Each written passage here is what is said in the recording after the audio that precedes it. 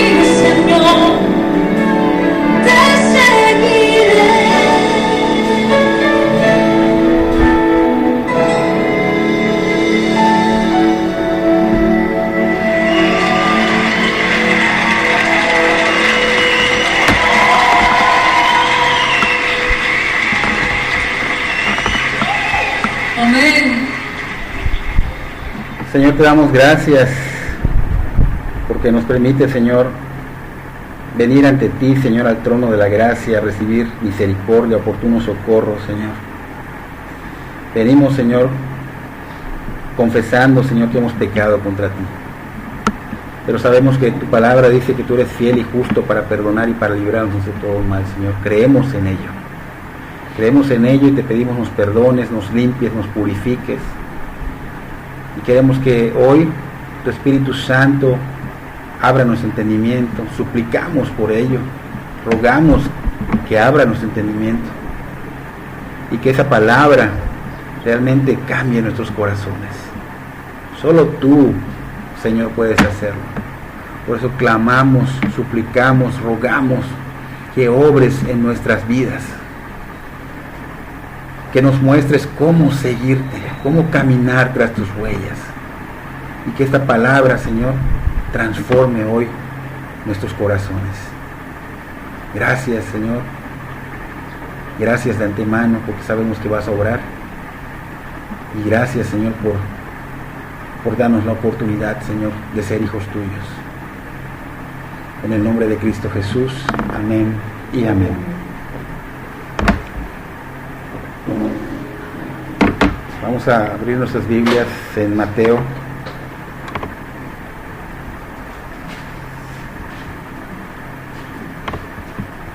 Mateo 16, nos quedamos en el capítulo 16.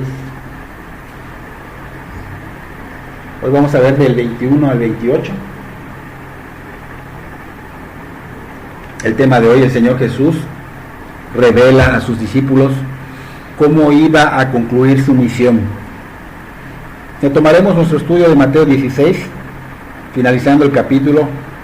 Vimos anteriormente que el Señor Jesús tuvo su tiempo con sus discípulos a solas, donde se hizo presentar como el Cristo, el Hijo del Dios viviente.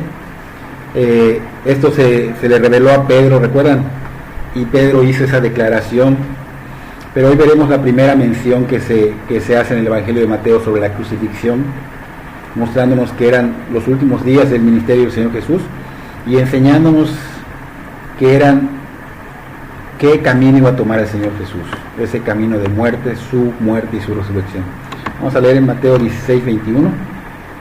Dice: desde entonces comenzó Jesús a declarar a sus discípulos que le era necesario ir a Jerusalén y padecer mucho de los ancianos, de los principales sacerdotes y de los escribas, y ser muerto y resucitar al tercer día. Anteriormente notamos que el Señor Jesús tuvo ese tiempo a solas con los discípulos. Ahí fue presentado como el Cristo, el Hijo de Dios, a través de la declaración de Pedro. Recuerden que el Señor Jesús le pregunta a sus discípulos: ¿quién dice la gente que soy? ¿No? Y unos dijeron Juan el Bautista, otros dijeron Elías, otros Jeremías, y otros decían que algún profeta. Pero Pedro, revelado por Dios el Padre, dijo: tú eres el Cristo, el Hijo del Dios viviente. A partir de ese momento, el Señor Jesús les dice que era necesario que ellos comprendieran, que ellos entendieran cuál era la misión y cómo iba a concluir su misión. Vimos cuál era esa misión leyendo que era necesario ir a Jerusalén y padecer mucho de los ancianos, de los principales sacerdotes y de los escribas. Pero no solo dice padecer, dice también ser muerto y resucitar al tercer día. Entonces, esta conclusión iba a acabar en muerte. El Señor Jesús primero le suelta una bomba. La noticia así fue soltada de golpe, una sorpresa nada agradable, algo inesperado y difícil de digerir, porque pues el hecho de escuchar que el Señor Jesús iba a ser, maltratado, iba a padecer, esto implica algo fuerte, ¿no? Ellos imaginaban las clases de estrategias que utilizaban los romanos, pues el Sanedrín estaba pues prácticamente unido con los romanos, ¿no? Entonces estos, el Sanedrín, obviamente solían usar los mismos métodos de tortura, y obviamente la mente de los discípulos trabajó así como que rápido y se frenó así de golpe pensando: ¿cómo puede ser? ¿Escuché bien? Esto no puede ser. No podían dirigirlo. ¿Cómo puede ser que mi Señor tenga que ser maltratado, tenga que ser golpeado, tenga que ser injuriado, humillado, latigado, pero lo peor, por líderes religiosos, personas que conocían la palabra de Dios, personas que leían las Escrituras? Entonces, y por si fuera poco, dice, y morir a manos de ellos. morir a mano de ellos. Entonces esto empeoraba la situación, la mente, imagino que se les nublaba y no podían entenderlo, no podían realmente asimilarlo, ¿no? Obviamente trajo sobresalto, trajo angustia, trajo temor, no se les pasaba por la mente una tragedia de esta magnitud, ¿no? El Hijo de Dios, el Cristo, el Mesías, ¿cómo puede padecer y ser asesinado? Nosotros hoy día podemos comprenderlo. ¿Por qué? Porque ellos realmente no podían comprenderlo en ese momento, porque la mayoría de los judíos desde niños les enseñaban las escrituras, pero lamentablemente esas profecías las malinterpretaban, las malenseñaban. Pues creían que cuando viniera el Mesías traería la paz a Israel, pero no como Dios dijo, sino querían a un Mesías que pudiera traerlos a una batalla, a una guerra como David, y los libre de toda la opresión enemiga. Por eso los discípulos como que no entendían cómo puede ser si el Señor Jesús solo habla del amor, el Señor Jesús solo habla del perdón de pecados, del arrepentimiento. Entonces ellos no entendían, y obviamente el problema estaba en esa malinterpretación que había sido, pues obviamente, dada a personas desde niños, ¿no? Las profecías que ellos leían, que son las que nosotros conocemos, hablaban de castigar, de un Mesías que iba a castigar a los malos, de un Mesías que iba a establecer su reino en esta tierra. Por ejemplo, Isaías, si quieres apuntarlo, oír, Isaías 61, del 1 al 2.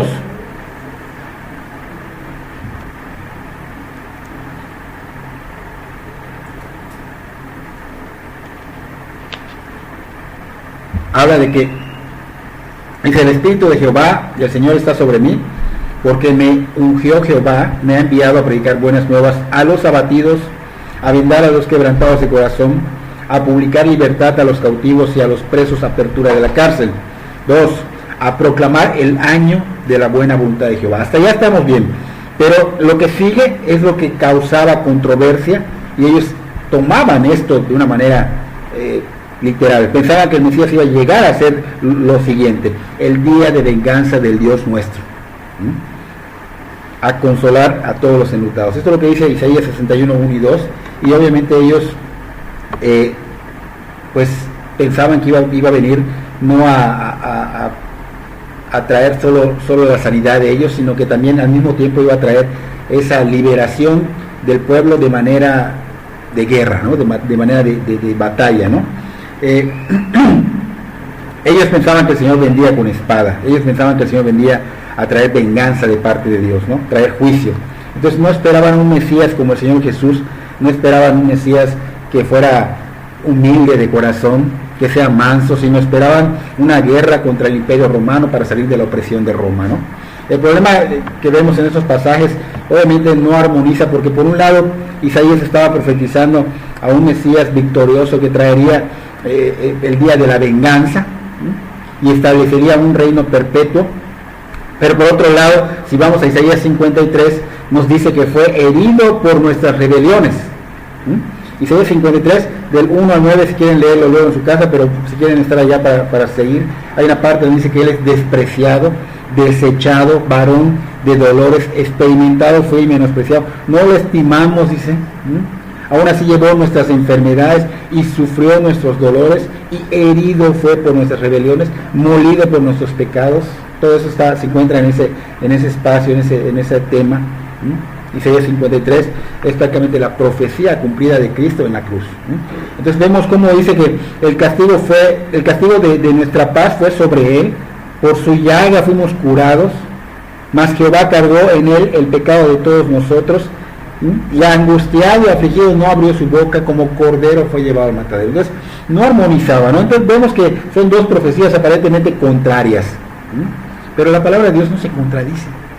La palabra de Dios nunca se va a contradecir. Ellos no entendían y tomaban lo que a sus ojos era conveniente. Ellos veían la opresión del pueblo y decían: bueno, él va a venir a liberarnos con guerra, con espada, con juicio.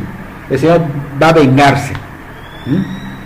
Entonces, para ellos no armonizaba Isaías 53 con Isaías 61. Ahora, gracias a Dios que nosotros sí podemos ver esa armonía. ¿Por qué? Porque dice 1 Corintios 2:14 que el hombre natural no percibe las cosas que son del Espíritu de Dios. Ese hombre natural es el que todavía no ha rendido su vida a Cristo, es el que todavía no se ha convertido, entonces no percibe las cosas que son del Espíritu. Dice la palabra, porque para él son locura. Y no las puede entender porque se disciernen espiritualmente. ¿Okay? Entonces es por la gracia de Dios que el Espíritu Santo nos da a nosotros la iluminación a la palabra revelada, y por eso es que sabemos que Jesús tendrá dos venidas. Ellos no entendían, ellos juntaban esa parte con que Él iba a venir a dar sanidad, a salvarnos como cordero, pero no entendían, creían que al mismo tiempo iba a ser juicio, espada. Pero nosotros no entendemos que son dos venidas. La primera ya se cumplió, vino como siervo, vino a morir por nuestros pecados. ¿Para qué? Para redimir a todo el que crea en Él. Y así se puedan cumplir las profecías del Mesías sufriente, porque vino como el Cordero de Dios que quita el pecado del mundo. Pero también sabemos que habrá otra venida, una segunda venida, y aún está por cumplirse, no está muy lejos. Él vendrá, pero ya no como Cordero. Ahora vendrá como el Rey, vendrá como el juez a destruir a todos sus enemigos y a establecer su reino de 1000 años. Él vendrá a prácticamente traer juicio, cumpliendo en ese momento las profecías que nos hablan de un Mesías conquistador. Vendrá como león, ya no como cordero, sino como león. Entonces, no debemos confundirnos pensando que los enemigos de Dios son solamente aquellos que están haciendo mal por todos lados, no. También son los que no creen, los que no aman al Señor, que son los que no creen en toda la palabra de Dios y solo creen en lo que es conveniente para ellos. Son los que desprecian al Señor, no tomando la bendición cuando se les habla del Evangelio. Son los que, no queriendo recibir la palabra de la Biblia en automático, están negando que Jesús es el Señor y que se le ha dado un nombre sobre todo nombre. Porque a veces pensamos que solo los que están haciendo asesinatos, robando, no, los que no quieren nada con Dios, los que le dan la espalda a Dios, son los que piensan que no necesitan de Dios, son los que no dependen de Dios creyéndose autosuficientes. Para estas personas deben tener cuidado. El tiempo se agota y las oportunidades están siendo desperdiciadas. Él vendrá como un ladrón en la noche, dice la palabra de Dios, o sea, de manera sorpresiva, y quizá ya no haya la oportunidad de venir a sus pies arrepentido, humillado, y decirle: Señor, perdóname, y Señor, quisiera que vengas a vivir en mi corazón, que seas tú mi Señor, porque el Señor es el Señor del universo. A lo mejor no haya tiempo. El Señor Jesús le dijo a sus discípulos que era necesario, en ese momento utilizó esa palabra necesario, que viene de una necesidad urgente y divina. Es la necesidad de hacer lo que se le encargó, que es la voluntad del Padre, la obra de Dios. ¿Okay? Entonces únicamente el Señor Jesús podía satisfacer la justicia de Dios. Solo Él podía darse expropiación. ¿Y qué significa apropiación? Es darse para calmar o aplacar la ira de Dios. Es darse en muerte, donde tiene que haber un derramamiento de sangre, y solo así se podía satisfacer la justicia de Dios. De esa manera reconciliando a Dios con el hombre, y obviamente revelando la expresión extrema del amor de Dios para el hombre. Entonces, por eso era necesario, por eso él utiliza, es necesario, por eso era necesario que el Señor Jesús muriera, y era necesario que después de su muerte también resucitara. Y este es al tercer día, obviamente. Su muerte y su resurrección, ¿qué hizo? Cubrió la pena merecida y exacta de lo que merecía recibir el hombre por el pecado. ¿Por qué? Porque el hombre estaba en contra de Dios. Y aún su muerte y su resurrección cubrió eso y más, porque Dios vale mucho, el Señor Jesús vale todo. No hay precio. El Señor Jesús se sacrificó, el Señor Jesús sufrió, pero no fue forzado. Fue por una total sumisión. Fue de manera voluntaria. Una verdadera y ejemplar consagración a la voluntad de Dios, una verdadera de veras entrega por amor a nosotros. Ahora, menciona ya un grupo de personas. El Sanedrín estaba conformado por 3 grupos: los ancianos, los principales sacerdotes y los escribas. Estos 3 grupos formaban la corte más alta de Israel. El Señor Jesús oficialmente debía ser ejecutado por esa corte y resucitar al tercer día. Era parte de la profecía, se tenía que cumplir. Entonces los discípulos estaban sorprendidos cuando el Señor Jesús dijo que sería asesinado en Jerusalén por esa corte. O sea, ¿cómo va a ser que las personas que representan de veras la palabra de Dios acá en este lugar, ellos vayan a tener que ver con la muerte del Señor, ¿no? Las palabras no les cabían en su mente, no podían entenderlo, pero obviamente más adelante lo iban a entender, ¿no? Vamos a continuar con nuestro texto de Mateo 16, 22 y 23. Dice: entonces Pedro, tomándolo aparte, comenzó a reconvenirle, diciendo: Señor, ten compasión de ti, en ninguna manera esto te acontezca.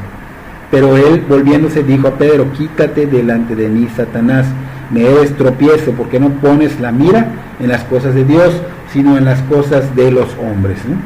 Pedro se opuso a lo que el Señor Jesús dijo que haría, y sutilmente lo llevó aparte, así lo hace a un lado, y con audacia empieza a reprender al Señor Jesús, que es lo que significa reconvenir, y suavemente le va diciendo con una expresión de preocupación por él: Señor, que esto no pase, ten compasión de ti. Y decimos: ¿cómo pudo Pedro atreverse a hacer esto?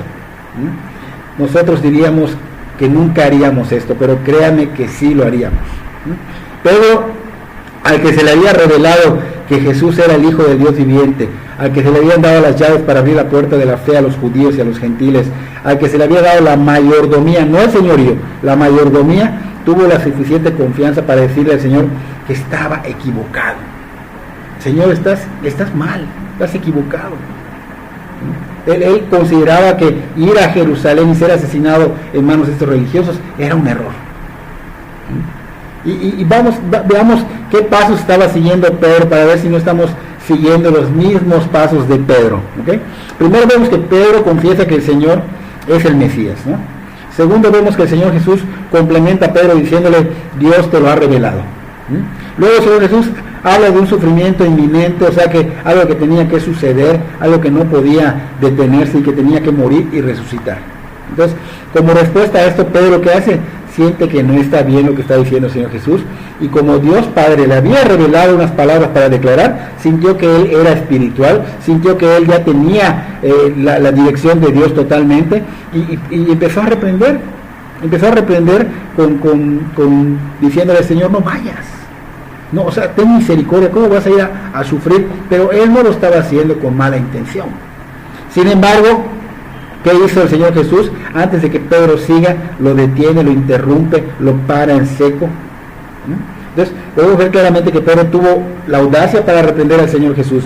Él estaba confiado que Dios le había dicho lo que es correcto, y que el Señor Jesús estaba equivocado hasta este punto, ¿no? Entonces, vemos que todo se derrumbó porque Pedro confió en su propia inteligencia. Pedro confió y no puso su mirada en las cosas espirituales. Entonces esto me lleva a recordar a que el Señor nos ha dicho en las Escrituras, en Proverbios 3, 5 al 7, que fiémonos de Jehová de todo corazón y no nos apoyemos en nuestra propia prudencia. Que lo reconozcamos en todos los caminos, porque no solo en uno, en todos, y Él va a enderezar nuestras veredas.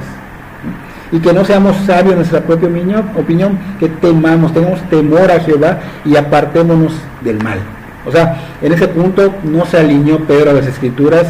Lo que le dijo Pedro fue una contradicción a la autoridad de Dios, estaba yendo en contra de la palabra de Dios, y en vez de tener temor de Dios y apartarse del mal, siguió adelante. Pedro no comprendía de veras la importancia espiritual que tenía la misión del Señor Jesús de ir de veras a salvar a la humanidad. Él no comprendía esto, de por qué de esa manera, decía, ¿no? Entonces él decirle: busca otra forma, Señor, busca otra forma de cumplir tu misión, pero no muriendo, ten misericordia de ti, no quiero que sufras. Entonces vemos que las intenciones de Pedro eran buenas, fueron palabras de veras que salieron de su corazón, porque él amaba al Señor, pero obviamente Pedro no quería que el Señor sea lastimado, no quería que el Señor sufriera. Lamentablemente sus intenciones no estaban en armonía con la voluntad de Dios, y es por eso que el Señor le dijo: quítate delante de mí, Satanás. Una palabra muy fuerte, una represión muy fuerte, pero fue apropiada y necesaria. Dijimos que momentos atrás Pedro fue usado, de veras recibió el mensaje de Dios, del Padre, y obviamente declaró, ¿no? Pero después estaba hablando ya no como mensajero de Dios, sino ya estaba hablando como mensajero de Satanás. Entonces dices, wow, ¿cómo va a ser esto? El Señor Jesús sabía que había un propósito satánico en esto y que obviamente el propósito del mal era desanimarlo de su ministerio a la cruz, pero el Señor Jesús no lo iba a permitir, por eso lo para en seco, y a menudo, sin darnos cuenta, fácilmente somos una herramienta de Satanás. A menudo pensamos que estamos sirviendo a Dios y no nos damos cuenta que estamos sirviendo a Satanás. Podemos estar seguros que ni Pedro se había dado cuenta de esto. Podemos estar seguros que unos momentos antes Pedro estaba hablando de parte de Dios y unos momentos después ya estaba hablando de parte de Satanás. Y el Señor está diciendo a Pedro, Pedro, tu lugar no es delante de mí, tu lugar es atrás de mí. Tu lugar no es realmente diciéndome cómo voy a llevar o terminar mi misión, sino tu lugar es seguirme de la manera en que yo escoja, no lo que tú me digas o como a ti te gustaría que yo vaya, sino como Dios Padre dijo.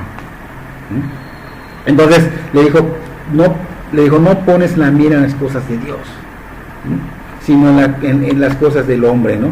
Entonces esta frase obviamente expone a Pedro de tener esa manera satánica de pensar. Y a veces nosotros nos confiamos en nuestra propia inteligencia y salen cosas satánicas que no nos damos cuenta de ellas. Nosotros, todo el consejo de Dios está en la palabra y tenemos que tener cuidado, tenemos que buscar la palabra para seguir el consejo de Dios y no lo que nosotros creamos que puede ser. ¿Okay? Entonces, vemos que obviamente Satanás aprovechó esta situación para usar a Pedro. Simplemente Pedro cedió a sus pensamientos de hombre en vez de poner los ojos en Dios, y obviamente lo aprovecha Satanás. Y esto lo hemos visto anteriormente en Mateo 4, 8 al 11, donde Satanás quiere tentar al Señor. Viene el Señor Jesús y lo lleva a él a un monte muy alto y le muestra todos los reinos del mundo y la gloria de ellos, y le dice, todo esto te puedo dar si tú te postras, si tú me adoras. Entonces, ¿qué le dijo el Señor Jesús? Vete, Satanás, porque escrito está, al Señor tu Dios adorarás y a eso lo servirás. Entonces vemos que Pedro está rompiendo acá la palabra de Dios, no está sirviendo a Satanás, está adorando a Satanás, no está dando cuenta que está adorando a Satanás con esa actitud, con esa forma en que habló. Entonces, ¿qué vemos? Que prácticamente le estaba diciendo Satanás al Señor Jesús, mira, te doy todas las naciones, te doy toda su gloria, porque esa autoridad me ha sido dada, desde que pecó Adán me ha sido dada. Y le dice, y no tienes que ir a sufrir, no tienes que ir a padecer, no tienes que sacrificarte para obtener la gloria de esas naciones, yo te las doy, solo tienes que postrarte y adorarme, le dijo al Señor Jesús. Lo mismo estaba diciendo, pero no vayas, Señor, no sufras, busca otra manera. Entonces estamos viendo cómo Satanás está usando a Pedro de esta manera, y constantemente también nosotros pensamos que solo adoran a Satanás los satánicos que se postran ante él, y esto no siempre es así. Con el hecho de ceder a vivir mi propia voluntad y no hacer la voluntad del Padre, caemos en servirle a Satanás y caemos en adorarlo. Con el hecho de hacer algo para que la otra persona no sufra, porque a veces decimos, no, porque si yo le digo o hago esto, voy a hacer que sufra mi hijo, voy a hacer que sufra mi esposo, voy a hacer que sufra mi esposa, voy a hacer que sufra mi madre, no lo sé. Por el hecho de hacer algo así con otra persona para que no sufra, interrumpimos a veces la obra de Dios, y obviamente estamos sirviendo a Satanás. Estamos adorándolo con esa acción. Entonces hay que tener cuidado. Pedro es un ejemplo perfecto de cómo un corazón sincero, porque Pedro estaba sincerándose, junto con el pensamiento del hombre, a menudo puede conducir a un desastre total. ¿Okay? Entonces vemos que la reprensión de Pedro hacia el Señor Jesús nos muestra también la evidencia de la levadura que mencionó Jesús en Mateo 16:6. Tenía su mente puesta en las cosas que el hombre pone su mirada, en las cosas del mundo, en las cosas que el hombre realmente cree que están bien. Entonces él tenía su mente, solamente veía al Mesías como una encarnación de poder y fuerza, pero no podía ver al Mesías como un hombre que venga a sufrir como siervo. Entonces Pedro no podía soportar que el Señor Jesús ese Mesías tenga ese sufrimiento, tenga ese terminar en esa muerte tan fea, ¿no? Por eso se sorprendió, o sea, el Señor Jesús, pero también lo reprendió. Pedro pensaba que se podía llegar a la gloria sin el sufrimiento. No, el Señor tenía que pagar el precio, y el precio era ese. Entonces dice ya Mateo 16:24, entonces Jesús dijo a sus discípulos, si alguno quiere venir en pos de mí, niéguese a sí mismo y tome su cruz y sígame. Entonces el Señor Jesús, ¿qué está haciendo acá? Una invitación, un llamado a los discípulos a seguirlo, no ir delante de él, como en ese caso Pedro lo acababa de hacer. Claro que Pedro no lo hizo con intención, pues Pedro amaba al Señor de manera filial, no ágape, filial. Entonces dijo a sus discípulos, si alguno quiere venir en pos de mí, o sea, es una palabra de condición dada a los discípulos que verdaderamente querían seguirlo a él sin importar las consecuencias. ¿Cuál es el precio? Ya sabían, el Señor siempre ponía el precio, calcula tú el precio, seguirme es esta. Entonces él estaba dando esa condición a los discípulos, estaba invitando a los discípulos, de esa manera nosotros estamos siendo invitados a seguirlo. No importa las consecuencias, hay que seguirlo. Entonces, cuando hacemos lo que Pedro hizo en ese caso, estamos haciendo lo que Satanás quiso hacer. ¿Y qué quiso hacer Satanás? Quiso tomar el lugar de Dios. Quiso decir, yo soy mejor que tú, Dios. Soy más inteligente que tú. Soy más sabio que tú. Eso nos lleva a caer en la soberbia, a no morir a nuestro yo, a ser nuestro propio Señor. Entonces hay que tener cuidado, porque Pedro, obviamente sin intención, estaba realmente actuando en la carne y estaba obviamente cayendo en tomar ese lugar de yo soy más sabio que tú, Dios. Y obviamente está cayendo en que, bueno, ¿a qué le hago caso? A mi propio yo. Entonces mi propio Dios soy yo. Entonces hay que tener cuidado. Negarse a sí mismo y tomar su cruz es lo que el Señor decía, ¿no? Entonces, para ellos era bastante malo esto, ¿no? Escuchar que el Señor Jesús iba a sufrir, el escuchar que el Señor Jesús iba a ser rechazado, el escuchar que el Señor Jesús iba a ser muerto. Entonces, pero ahora les dice que ellos deben de hacer lo mismo. Ahora ustedes deben de hacer lo mismo. O sea, el que quiera venir por de mí, niéguese a sí mismo y tome su cruz. Les digo, deben hacer lo mismo. Duro, o sea, algo fuerte. Se puso a peor la situación. Pero para ser un verdadero discípulo del Señor Jesús debemos aprender de veras a negarnos a nosotros mismos, a morir a nuestra propia voluntad, a hacer a un lado nuestro propio yo totalmente. No escuchar a nuestro yo, sino buscar el consejo divino de Dios, la palabra de Dios. Esto implica negar deseos de la carne. Entonces, recuerde que nuestra naturaleza pecaminosa siempre nos va a impulsar a querer hacer los deseos de la carne, siempre nos va a impulsar a querer hacer cosas que a nosotros nos agradan, pero que son cosas pecaminosas. ¿Okay? Sin embargo, debemos aprender a decirle no a esas cosas, no a esos deseos. Debemos obedecer al Espíritu Santo, como lo dijo Pablo en Gálatas 5, 16 al 21, donde dice, andad en el Espíritu, Gálatas 5, 16 al 21, andad en el Espíritu y no satisfagáis los deseos de la carne, porque el deseo de la carne es contra el Espíritu, y el Espíritu es contra la carne, y estos se oponen entre sí, para que no hagáis lo que quisierais. Pero si sois guiados por el Espíritu, no estáis bajo la ley.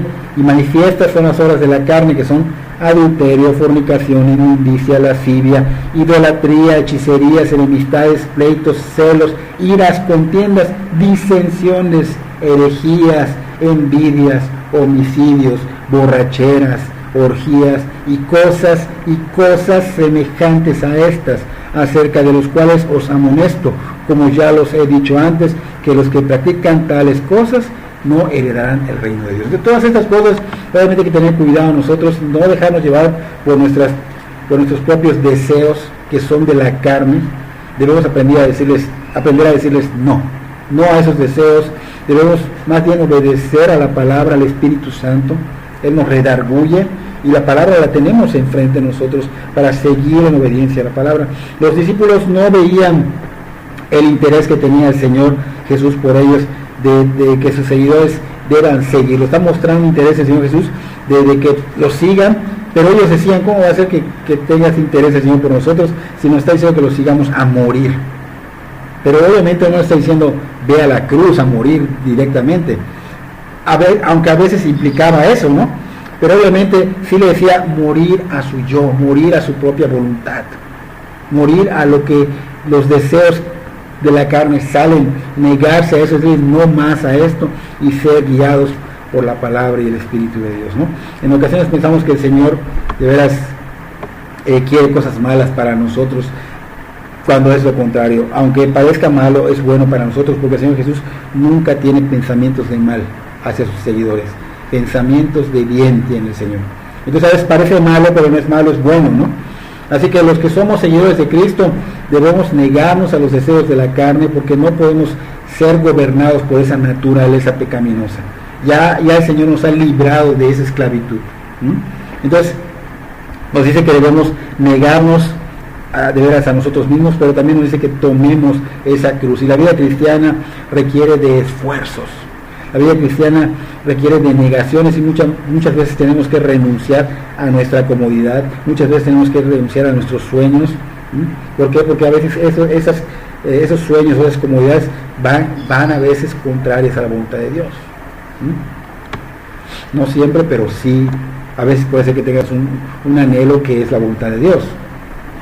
A veces puede ser que tengas ciertas comodidades que están dentro de la voluntad de Dios, porque sirven para el provecho de su gloria. ¿Okay?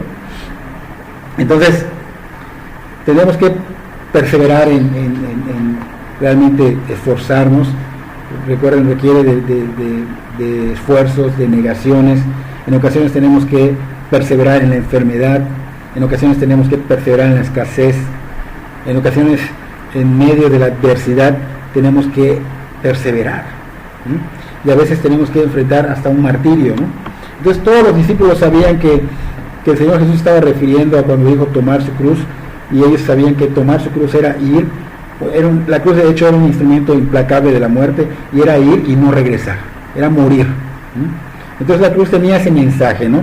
La cruz no tenía ningún otro propósito, sino que se trataba de realmente morir a nuestro yo, morir a nuestra voluntad, porque lo que ellos recordaban de la cruz no se trataba de ceremonias religiosas, no se trataba de tradiciones, ni de sentimientos espirituales, sino que la cruz era una manera cruel de ejecutar a la gente. Entonces ellos sabían que tenía que morir. Tomar la cruz no era una ruta, se trataba de un viaje sin regreso. No había boleto de regreso, era un viaje del cual nunca ibas a regresar. Entonces es algo a lo que, de hecho, la alabanza dice que no volvemos atrás. He decidido seguir a Cristo, no vuelvo atrás. He decidido seguir la voluntad del Señor. ¿Okay? El Señor Jesús no solo dijo esto, sino también Él lo hizo. Él fue el ejemplo. Él se negó a sí mismo. Y no solo es negarse como, porque a veces pensamos en la negación, algunas cosas dejo, algunas cosas hago. No, es negarse totalmente al señorío del Señor. Cuando nos redimos totalmente al señorío del Señor Jesucristo, es cuando determinamos obedecer su voluntad. O sea, tomamos la decisión de obedecer solo su voluntad del Señor. Negarse a sí mismo significa vivir teniendo en el centro a otros. Ya no somos egoístas, sino pensamos en los demás. El Señor Jesús era el único que podía hacerlo perfectamente. Nosotros somos llamados a seguir sus pasos. Él cargó su cruz, caminó por el camino de muerte por otros. Se dio por otros, por muchos, dice la palabra. Nosotros tenemos que darnos por muchos. De esa manera mostramos nuestro amor a Dios. Entonces, hay un problema en el ser humano, y es por la naturaleza pecaminosa, de que el ser humano, nosotros como seres humanos, queremos complacernos a sí mismos. Queremos tener siempre ese derecho yo tengo derecho de hacer mi vida y de hacer con mi vida lo que yo quiera, ¿no? Así dicen muchos, ¿no? Entonces, caemos en lo contrario a lo que la palabra de Dios dice, ¿no? O sea, no tenemos esa mínima intención de negarnos, ¿no? Entonces, el morir a sí mismo es un mandato radical de la vida cristiana. Es contrario a lo que nosotros tenemos muy arraigado, ¿no? El tomar tu cruz significa ir al camino de la muerte y que tu única esperanza está en el poder de la resurrección en Cristo Jesús. Eso es realmente de veras el tomar la cruz. El Señor Jesús le lanza una paradoja después. Paradoja significa una idea irracional, una acción que se ve contraria a la lógica. Él le lanza una paradoja de la cruz, le dice prácticamente perder nuestra vida para ganarla. ¿Y cómo puede ser eso? Encuentras la vida perdiéndola, ¿no? Dice, porque todo el que quiera salvar su vida, la perderá. Y todo el que pierda su vida por causa de mí, la hallará. Porque ¿qué aprovechará al hombre si ganara todo el mundo y perdiere su alma? ¿O qué recompensa dará al hombre por su alma? Porque el Hijo del Hombre vendrá en la gloria de su Padre con sus ángeles y entonces pagará a cada uno conforme a sus obras. Entonces vemos aquí la paradoja. Esto es verdad, una gran verdad del reino de Dios. Aquel que tenga de veras temor a negarse a sí mismo, aquel que tenga temor a abandonar su vida de pecado, aquel que tenga temor de perder todo lo que el mundo le ofrece o le ha dado, y que por ese temor de perder todo eso renuncie a Cristo, ¿qué va a pasar con él? Va a morir eternamente. Entonces, mucha gente es difícil, sobre todo los ricos, ¿no? Tienen pues mansiones, carros muy caros, propiedades en otros lugares, viajes, dinero, joyas, placeres, todo eso, y es difícil soltarse a esto. Entonces tiene que ser de manera sobrenatural. Entonces, todo aquel que lo pierda todo por causa de Cristo, no quiere decir que lo tengas que regalar, ¿no? Sino que entiendas que todo eso te lo ha dado el Señor y que tú tienes que ser un mayordomo administrando bien las cosas para el reino de Dios, ¿ok? Entonces todo aquel que pierda todo por causa de Cristo, lo ganará todo. O sea, no puedes obtener una vida de resurrección sin haber muerto primero. ¿Por qué? Porque dice, ¿qué aprovechará al hombre si ganara todo el mundo y perdiera su alma? ¿O qué recompensa dará al hombre por su alma? O sea, a través de esas dos preguntas el Señor Jesús los lleva a los discípulos a reflexionar. Le está diciendo, observen, no hay nada en este mundo que valga la pena. No hay nada en este mundo que realmente valga la pena de que te condenes por ello. Si nos enfocamos en ello, los podemos condenar. Si evadimos el llamado a caminar a la muerte con Cristo, tal vez podamos ganar al mundo, pero terminaremos perdiéndolo todo. Entonces, ¿vale la pena 50 o 70 años llenos de placeres, de pecado en esta tierra contra una eternidad de tormentos? O sea, ¿vale la pena pasarla bien con los placeres de este mundo, haciendo mi propia voluntad, no siguiendo a Cristo, por de veras una vida, una eternidad de tormento en un lugar feo? No vale la pena. Las riquezas de este mundo de veras no valen el precio de una eternidad con el Señor. Las riquezas de este mundo te pueden llevar a una eternidad de condenación si tú estás enfocado en ello nada más y no estás enfocado en las cosas del Señor. Nada de este mundo, así prácticamente dice, vale lo suficiente como para que nos condenemos en una eternidad de sufrimiento. En la Biblia hemos escuchado al Señor Jesús cuando habló de una parábola de un hombre rico pero insensato, no se acuerdan, que tenía sus graneros llenos y que decía, voy a botar eso, voy a hacer los más grandes, alma mía, disfruta, ¿no? Entonces, prácticamente nos está diciendo el Señor que esas riquezas realmente no traen un final feliz. Realmente lo único que van a traer es un final de tormento. ¿Por qué? Porque le dijo el Señor al final, pobre, iluso, vas a perder tu alma esta noche. Entonces, tenemos un ejemplo allá y de hecho tenemos el ejemplo con él mismo. Él mismo tuvo la oportunidad de ganar el mundo. Acabamos de ver Mateo 4, 8 al 11, donde Satanás viene y le da la tentación, le dice, todo esto te puedo dar y su gloria, si tú te postras. Entonces, ¿qué vimos allá? Que el Señor Jesús obviamente con la palabra lo hace huir, pero no solo lo hace huir, sino que muestra la victoria ya. ¿A través de qué? De la obediencia a Dios. Se sujetó al plan de Dios, no cayó en la tentación. Y aunque no lo crean, asombrosamente hay personas cristianas que viven así ante el Señor Jesús. Personas cristianas que realmente son fieles al Señor y son verdaderamente felices siendo fieles, porque muchos no lo creen, pero son verdaderamente felices, dan sus vidas al Señor, pero por completo, rinden toda su vida, todo su ser al señorío del Señor Jesús. ¿Okay? Entonces, ¿qué hacen estas personas también? Se enfocan en otras personas, ponen al centro de su vida al Señor Jesús, pero al poner al centro de su vida al Señor Jesús, están poniendo al centro de su vida a las demás personas, porque ya no están viviendo para ellos mismos, sino para ayudar, para dirigir, para apacentar, para compartir el Evangelio. Entonces, muchas personas no siguen a Cristo porque piensan que van a dejar mucho, y para ellos eso es el tesoro.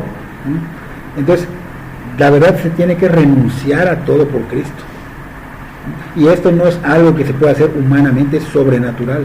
Otros piensan en las pruebas, piensan en las persecuciones, incluso piensan en que si sigo a Cristo voy a perder la vida. Pero si tenemos esta actitud, verdaderamente vamos a perder la vida, verdaderamente vamos a estar eternamente condenados al infierno. Entonces, muchos dicen, ay, usted condena a las personas. Yo no estoy condenando a nadie. El Señor Jesús regresará. Él dice que regresará y que va a dar el pago. Y podemos leer el versículo 27 de nuevo, dice, porque el Hijo del Hombre vendrá en la gloria de su Padre con sus ángeles, y entonces pagará a cada uno conforme a sus obras. O sea, mientras que los impíos, o sea, los injustos, los que no son nuevas criaturas, los que no son creyentes, disfrutan y se deleitan en sus pecados, el Señor Jesús está a las puertas, de veras, está a la puerta de regresar. ¿Para qué? Para hacerle pagar por sus obras. La Biblia anuncia que antes de su segunda venida viene un periodo de gran tribulación. Viene un periodo de gran tribulación donde los malos van a pagar por sus pecados. Entonces, contrario a lo que va a pasar con los que son justos, ¿cuáles son estos? Los que ya dieron su vida a Cristo, los que están dando su vida con Cristo, los que están siguiendo a Cristo. El Señor Jesús está prometiendo que va a recompensar esa fidelidad. Aquellos que le fueron fieles en este mundo van a ser recompensados. Aquellos que padecieron por su nombre van a ser recompensados. Aquellos que de veras buscaron al Señor, buscaron el reino de Dios y su justicia, van a ser recompensados. Si vivimos ciegos a esta verdad, verdaderamente perderemos nuestra propia alma. Entonces tenemos que tener cuidado. Mateo 25:31, nos vamos un poquito más adelante, dice ya, cuando el Hijo del Hombre venga en su gloria y todos los santos ángeles con él, entonces se sentará en su trono de gloria y serán reunidas delante de él todas las naciones, y apartará los unos de los otros como aparta el pastor las ovejas de los cabritos, y pondrá las ovejas a su derecha y los cabritos a su izquierda. Entonces el rey dirá a los de su derecha, venid benditos de mi Padre, heredad del reino preparado para vosotros desde la fundación del mundo. Saltamos al versículo 41. Entonces dirá también a los de la izquierda, apartaos de mí, malditos, al fuego eterno preparado por el diablo y sus ángeles. Entonces, de esta forma el Señor Jesús en su segunda venida hará una distinción entre los justos e injustos para darles la paga conforme a sus obras. Y yo no quiero estar a su izquierda, ni quiero que ustedes estén a su izquierda, sino que sean los que están a su derecha. Y como último versículo vamos a leer el texto, dice Mateo 16:28, de cierto os digo que hay algunos de los que están aquí que no gustarán la muerte hasta que hayan visto al Hijo del Hombre viniendo en su reino. Y aquí esas palabras son un tanto difíciles, la verdad, de interpretar, porque parece que dice que algunos de los que estaban ahí en ese momento, o sea, los 12 discípulos, no gustarían la muerte hasta que hayan visto al Señor venir en su reino, ¿no? Y lo más seguro que, pues obviamente no lo vieron, ellos murieron antes, pero sí es seguro de que tenían el deseo, el anhelo, la esperanza de ver el regreso del Señor, de ver su venida del Señor antes de morir. Pero ellos murieron anhelando su segunda venida, y eso es algo que debemos vivir nosotros, y si morimos antes de que venga el Señor, debemos morir como ellos, anhelando su segunda venida, buscando la santidad, viviendo de veras bajo su señorío. Debemos de vivir una vida piadosa, una vida santa. pero siempre con la esperanza de su regreso. ¿Okay? El caminar con el Señor Jesús no significa solo una vida de muerte y de cruces, porque a veces se toma como esto. También significa una vida de poder y gloria del reino de Dios. El camino de este, porque estamos en este mundo, el camino de cada persona, en ese camino puede haber dificultades, en ese camino puede haber problemas, porque el Señor realmente lo dijo. Él dijo en su palabra, Él dijo que este mundo ha sido en contra de Él. Él ha estado en contra de la corriente de este mundo. Él fue injuriado, Él fue muerto, el mundo estuvo en contra de Él. Pero lo que sí prometió, que Él venció al mundo y que Él iba a estar con nosotros todos los días hasta el fin del mundo.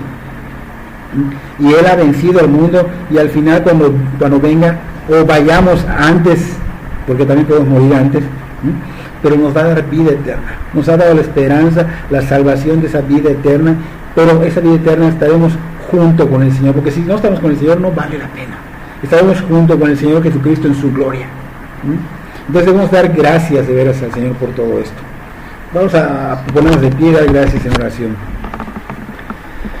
Señor, te damos gracias porque nos has dado esa salvación, Señor, que costó muy, muy caro, Señor. Tu sangre derramada en esa cruz, pero tú resucitaste, Señor. Resucitaste y ascendiste y sigues intercediendo por nosotros, Señor. Y te damos gracias por todo esto, porque tenemos una esperanza, Señor, de que tú, Señor, vendrás. Te damos gracias por todo esto, Señor, y te damos gracias por este año que ha terminado, donde hemos recibido, Señor, cosas buenas, pero también cosas malas, Señor, y damos gracias por ello, como dijo Job. ¿Recibiremos solo lo bueno del Señor y no lo malo? No, Señor, gracias por todo, porque sabemos que hay lecciones que aprender, porque sabemos que hay correcciones que seguir. Señor, te pedimos que tu palabra, Señor, no quede al aire, Señor. Dice tu palabra que no sale vacía, que tú respaldes esto, Señor, que obres en nuestros corazones, tanto para los que estamos acá como los que están escuchando, Señor, a través de las redes sociales. Gracias, Señor, y te damos toda la gloria. Te pedimos que este año tú nos lleves, nos guíes de la mano, Señor. El Espíritu Santo sea nuestro consejero, nuestro guía, y que estemos obedientes a tu voluntad siempre, Señor, rindiendo toda nuestra vida a tu señorío. Gracias, muchas gracias, en el nombre de Cristo Jesús. Amén y amén.